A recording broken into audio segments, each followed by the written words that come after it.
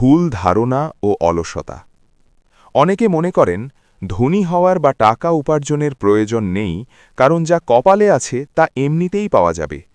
এই মানসিকতা মানুষকে অলসতা ও বেকারত্বের দিকে ধাবিত করে, যা ইসলামের মূল নীতির পরিপন্থী। মদিনার অর্থনৈতিক প্রেক্ষাপট। রাসূলুল্লাহ সাল্লাল্লাহু আলাইহি ওয়াসাল্লাম যখন মক্কায় হিজরত করে মদিনায় গেলেন, তখন মদিনার অর্থনীতি, বাজার, পানির উৎস এবং খেজুরের বাগানগুলোর নিয়ন্ত্রণ ছিল ইহুদিদের হাতে। অর্থনৈতিক স্বাধীনতার গুরুত্ব।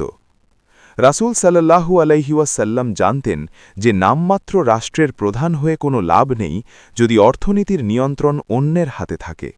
অর্থনৈতিক পরনির্ভরশীলতা এক প্রকারের দাসত্ব। মুহাজির ও আনসারদের ভূমিকা।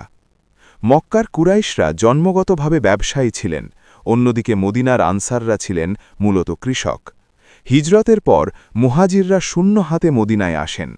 রাসূল সাল্লাল্লাহু আলাইহি ওয়াসাল্লাম আনসার ও মুহাজিরদের মধ্যে ভ্রাতৃত্বের বন্ধন মুআখাত তৈরি করে দেন এবং আনসারদের তাদের সম্পদের একটি অংশ মুহাজিরদের দিতে বলেন, যাতে তারা ব্যবসা শুরু করতে পারেন।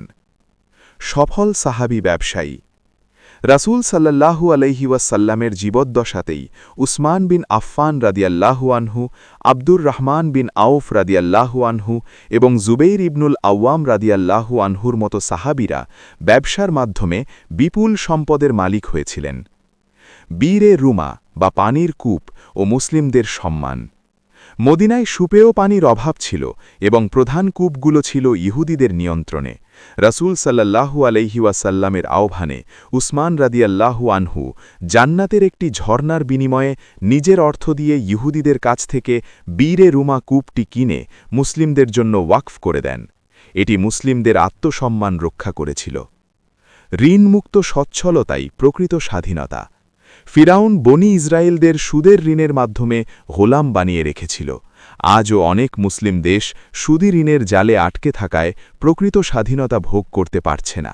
সুতরাং ঋণমুক্ত আর্থিক সচ্ছলতাই হল প্রকৃত স্বাধীনতার অপর নাম।